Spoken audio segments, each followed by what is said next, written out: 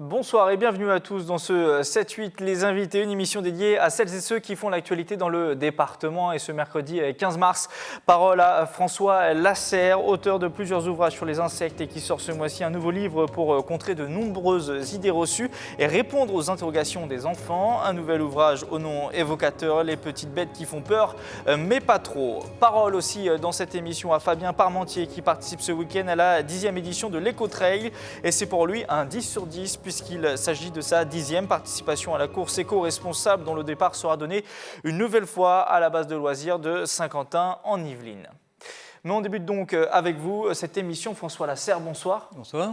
François Lasserre, vous êtes enseignant, vice-président de l'OPI notamment, l'Office pour les insectes et leur environnement, spécialiste de la biodiversité et donc auteur de nombreux ouvrages sur les insectes, dont ce nouvel ouvrage qui paraît ce mois-ci, Les petites bêtes qui font peur mais pas trop, on voit le nom à l'écran.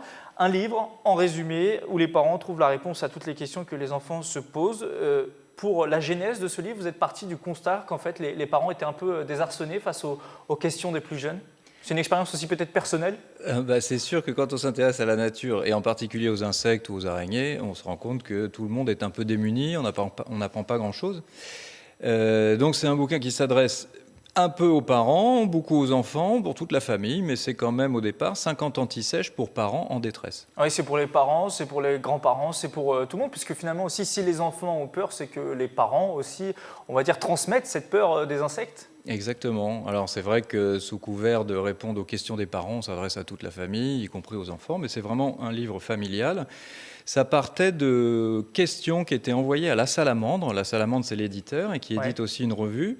Et il y avait des questions des lecteurs. Et il y a plein de questions qui reviennent souvent. Donc La Salamandre a décidé de compiler un petit peu tout ça. Et comme je connais mieux les petites bêtes qui font peur, je m'occupe de celui qui concerne les petites bêtes qui font peur. Alors justement, on va prendre quelques exemples, des cas concrets qui sont présents dans ce livre. Qu'est-ce qu'on dit à un enfant qui, par exemple, se demande si en touchant un crapaud, il peut attraper des boutons ? C'est sérieux, mais alors qu'est-ce qu'on lui répond ? Est-ce qu'on peut attraper des boutons lorsqu'on touche un crapaud ? Alors déjà, ce qui serait bien, c'est qu'à chaque fois qu'un enfant vous pose une question sur la nature et que vous ne savez pas répondre, vous dites « stop, je ne sais pas », mais vous ne répondez pas ce que vous avez toujours entendu, puisqu'en général, sur plein de sujets, mais surtout sur la nature, tout ce qu'on nous a raconté, c'est un peu n'importe quoi. Et donc, on colporte des idées reçues, comme le fait que si on touche un crapaud, on va attraper des boutons, des verrues. Alors, c'est vrai pour les sorcières, elles attrapaient peut-être des boutons ou des verrues, mais pas du tout, pas du tout chez les humains. Nous, on a la peau suffisamment étanche pour rien attraper du tout. C'est un petit venin qui va plutôt servir à éloigner les prédateurs, ou en tout cas un prédateur qui goûte à un crapaud, il va quasiment être malade, voire vomir. Mais tant que c'est sur notre peau, il ne se passe rien. Le seul truc qu'on va demander aux enfants, c'est de se laver les mains après avoir tripoté, mais avec délicatement, un crapaud, parce que c'est complètement interdit, parce que c'est des animaux protégés par la loi, on n'a pas le droit de toucher. Ça, c'est une autre information qu'on trouve aussi dans le livre. Tout à fait, c'est précisé. C'est vrai qu'on rappelle que c'est complètement interdit de toucher un crapaud ou une grenouille, mais c'est vrai aussi que les enfants, on les laisse faire en général. On se rince les doigts, c'est simplement parce que si on se frotte l'œil juste après, une muqueuse, on peut avoir l'œil un petit peu irrité, mais ce ne serait pas très grave. Alors vous avez fait de l'humour avec les sorcières, mais c'est tout au long du livre, l'humour a sa place. C'est important de parler de ces sujets-là avec, on va dire, le sourire aux enfants, de pas trop dramatiser la chose. J'essaye, en tout cas, je sais à quel point tout le monde, en ville, surtout les urbains, on est de plus en plus éloigné des animaux, etc. Donc je sais à quel point on les aime pas trop, donc j'essaie de me mettre au moins au niveau de tout le monde. Ce ne sont pas nos ennemis, les insectes, les bêtes. Ce ne sont pas nos ennemis, et j'essaie de le faire de façon extrêmement détendue, parce que je sais vraiment, et très sincèrement, à quel point les gens connaissent mal les petites bêtes. Donc inutile de partir de très haut, on peut commencer par un peu d'humour et des petites informations. C'est en fait une clé d'entrée pour les regarder autrement. Alors, autre interrogation, et qui, là, j'en suis sûr, concerne beaucoup de monde. Peut-on avaler une araignée en dormant la nuit ? Ça, je suis sûr que tout le monde le pense. Alors, j'espère que non, que tout le monde ne le pense pas. En fait, je l'ai mise parce que celle-là, ça fait plutôt partie des légendes urbaines. Parce qu'il y a les idées reçues, qui sont en général à moitié vraies, à moitié fausses, plutôt fausses. Et puis, il y a les légendes urbaines, des trucs qui ne peuvent pas arriver. Donc, sur les araignées, alors les araignées, elles prennent tout, quasiment. Alors, ce ne sont pas des insectes, mais ce n'est pas grave, ce sont des arachnides. Mais elles prennent vraiment tous nos fantasmes, toutes nos idées reçues, y compris les légendes urbaines. On dit que les araignées pondent sous la peau, qu'il y a des petits bébés araignées qui sortent de la peau quand on gratte le bouton, ce qui est archi faux. On dit qu'on peut en manger la nuit quand on dort, ce qui est archi faux aussi. Et puis, dans les idées Vous dites reçues... qu'en fait, une araignée, elle n'a pas envie de venir dans notre bouche, en fait, tout simplement. Bah, Elle n'a aucun intérêt à... Ce serait vraiment une araignée suicidaire, quoi. C'est un conduit chaud, humide, il y a de la ventilation, ça sent l'homme de partout. Une araignée n'a rien à faire dans une bouche. Et d'ailleurs, l'araignée n'a rien à faire. Parfois, elle peut se balader sur le lit, mais c'est en général un garçon qui cherche une fille, puisque c'est un peu le seul moment où les araignées se baladent, les grosses araignées des maisons se baladent dans la maison. C'est au moment où les garçons cherchent une fille pour s'accoupler. Alors, dernière question sur ce livre, parce qu'on le prend avec sourire, il y a de l'humour, on le disait, mais il y a aussi une vraie réflexion derrière sur la vie de ces êtres vivants. On a souvent tendance à écraser les araignées, les moustiques. Vous, est-ce que vous souhaitez aussi que vos lecteurs, que ce soit les plus petits, les plus grands, réfléchissent là-dessus ? Ça c'est vraiment, et l'éditeur m'a incité à faire ça, mais c'est vraiment un de mes trucs, c'est de rappeler qu'on n'est pas les seuls sur Terre, on est entouré de millions d'êtres vivants. Les petites bêtes sont les plus nombreuses, et à force de dire pas chez moi mais chez le voisin, si le voisin n'en veut pas, tous ces animaux n'ont plus d'endroit où vivre sur Terre, on est quasiment partout. Donc les animaux non humains n'ont plus leur place chez nous, donc c'est une façon de le dire, écoutez, essayez de vous détendre, de les regarder différemment, de les accueillir. Il n'y en a aucune dangereuse en France, donc vous pouvez très bien éventuellement émerger et laisser une araignée tranquille chez vous. Elle ne va pas vous piquer, contrairement à ce qu'on vous raconte, les araignées ne piquent pas ou mordent pas. Et donc c'est vraiment une invitation à laisser les animaux non humains un peu tranquilles sur le balcon, pourquoi pas dans la maison, en tout cas sur le balcon et dans le jardin à 100%. Merci François Lasserre pour toutes ces informations. Et donc pour les intéressés, on trouve votre ouvrage aux éditions Salamandre. La Salamandre. Merci. On continue ce 7-8, les invités, avec notre deuxième invité, Fabien Parmentier. Bonsoir. Bonsoir. D'ailleurs, Fabien Parmentier, pour rebondir sur ce qu'on vient de dire, est-ce que vous qui êtes un habitué de la nature, puisque vous faites notamment l'éco-trail de Paris, est-ce que vous avez peur des petites bêtes ? J'imagine que non. J'ai pas forcément peur des petites bêtes, mais justement, j'essaie de ne pas mettre les pieds n'importe où sur les chemins pour les préserver, quoi. Alors, vous n'êtes pas ici évidemment pour parler de ce livre, mais vous participez ce week-end à la 10e participation, je le disais, de l'Eco-Trail, une course qui rallie la base de loisirs de Saint-Quentin-en-Yvelines à la Tour Eiffel, notamment 80 km.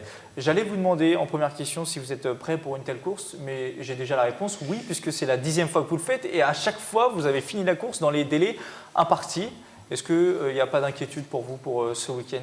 Alors, il n'y a pas forcément d'inquiétude, non. Alors je vais aborder quand même la course toujours avec la même humilité, hein. C'est le cas tous les ans. Alors déjà, l'arrivée, elle est à la Tour Eiffel, mais il faut bien préciser qu'elle est au premier étage de la Tour Eiffel. C'est-à-dire qu'à la fin, en plus... après avoir couru 80 km, il faut monter 300 et quelques marches. Sinon, ce serait un peu trop facile. Donc en fait, quand on arrive à la Tour Eiffel, on croit que c'est fini, mais en fait... On croit que c'est fini, mais la ligne d'arrivée, elle est réellement là-haut, quoi. Donc voilà.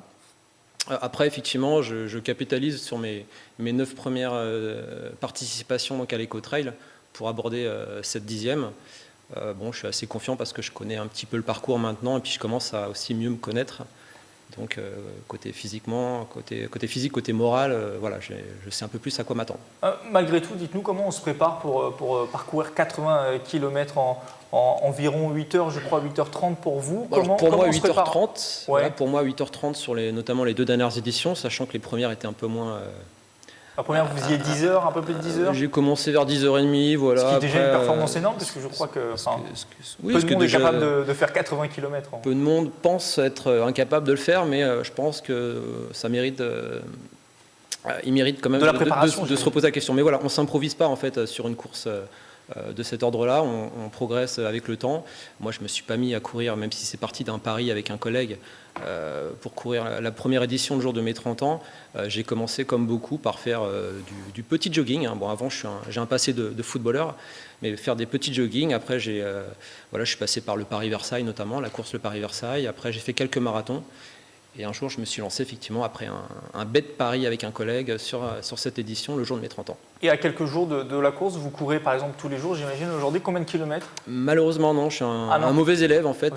Je cours très peu. Mauvais élève. Je cours très peu. Vous avez mis 10 sur 10, vous voyez, on le voit à l'écran, au niveau des participations, mais au niveau de l'entraînement, non, je suis un mauvais élève. Je vis pas mal sur mes acquis, j'ai la chance de pas forcément beaucoup m'entraîner. Là, je reviens du ski. Justement, je n'ai pas couru depuis plus de 15 jours. Après, je récupère très vite aussi. Et puis, donc, j'ai un bon foncier, ce qui me permet d'aborder quand même ce genre d'épreuve assez sereinement, même si je n'ai pas forcément couru beaucoup. De toute manière, on se préserve avant. La dernière semaine, on se préserve beaucoup. Très peu de personnes vont courir juste avant la course. Quelles sont les particularités d'une telle course? C'est 90% sur des sentiers. J'imagine que le volet psychologique est ultra important, au-delà aussi du volet physique. Voilà, c'est ce que j'ai appris moi durant ces 9 premières éditions, hein. Je me sers quand même de cette, de l'éco-trail, notamment pour aborder d'autres courses encore plus difficiles, que ce soit en montagne par exemple. Mais il y a un gros volet physique, effectivement, ça demande de l'entraînement, une musculation qui soit adaptée à ce genre d'effort, mais aussi un gros volet mental, parce qu'effectivement, il faut être capable de tenir la distance sur un double marathon en l'occurrence. Donc on passe par plusieurs phases Il va y avoir des moments très mentales. durs. Voilà. Il y a des moments d'euphorie, c'est ce que beaucoup cherchent aussi ou cherchent à atteindre dans le running, des moments d'euphorie et puis des moments très durs. Après, il faut savoir effectivement qu'à chaque moment où c'est justement, on est un peu dans le creux, c'est comme après la pluie vient le beau temps, il y a quand même toujours des moments où on se sent beaucoup mieux, et notamment quand on franchit la ligne d'arrivée. Alors pour parler souvenirs, puisque c'est votre 10e participation, vous, une fois, vous avez couru, vous étiez malade, et en l'espace de 80 km, vous avez perdu 6 kilos. Alors, en l'espace, c'est-à-dire que j'avais vraiment mal préparé cette course-là. Ah, en plus. Clairement, je m'étais très mal hydraté. Il faut savoir que pour des efforts comme ça, l'hydratation, c'est prépondérant. Donc, effectivement, j'avais loupé mon hydratation toute la semaine précédente. J'avais quasiment pas forcément bu beaucoup d'eau, pas forcément bu autre chose, hein, mais j'ai loupé mon hydratation comme il fallait les 3 jours avant. Et effectivement, je l'ai payé le jour J. Et on va dire, sur les 30 derniers kilomètres, j'ai eu beaucoup de mal. Et puis, mon corps m'a un petit peu rappelé à l'ordre. Et effectivement, j'ai perdu des kilos parce qu'effectivement, j'ai été malade pendant la course. Hein, c'est pas ce dont je suis le plus glorieux, mais après, voilà, mentalement, ça m'a permis de tenir aussi jusqu'au bout. Et voilà. Un mot pour terminer sur la partie environnementale de cette course, puisque c'est un éco-trail. Vous courez sur des sentiers, dans la nature. Oui. Vous n'avez pas le droit, je crois, à plusieurs gobelets en plastique, excusez-moi, à un repas individuel. Il y a un vrai volet, on va dire, environnemental. C'est quelque chose qui vous attire aussi dans cette course? Oui, tout à fait. Ouais. Quand on aborde le trail, de toute manière, hein, c'est valable aussi sur les courses en pleine nature, donc pas en région parisienne, mais en montagne. Effectivement, il y a un volet, on court en semi-autonomie, c'est-à-dire qu'en fait, même s'il y a des ravitaillements à différents points de la course, on est censé être semi-autonome. Et effectivement, semi-autonome, notamment aussi avec le matériel, notamment on est appelé à porter nous-mêmes notre gobelet lorsqu'on arrive sur un ravitaillement pour prendre du coca, de l'eau ou autre. Et le but du jeu, c'est effectivement tous les petits déchets qu'on peut être amené à créer pendant la course, des papiers des barres énergétiques, des choses comme ça.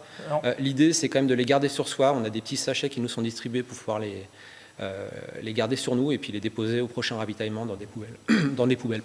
Merci Fabien Parmentier d'être venu en plateau, et puis plus d'informations sur l'éco-trail sur www.traildeparis.com. Merci à vous deux d'être venus en plateau pour vos réponses. C'est la fin du 7-8 les invités pour ce soir. Prochain rendez-vous demain. Bonne soirée à tous.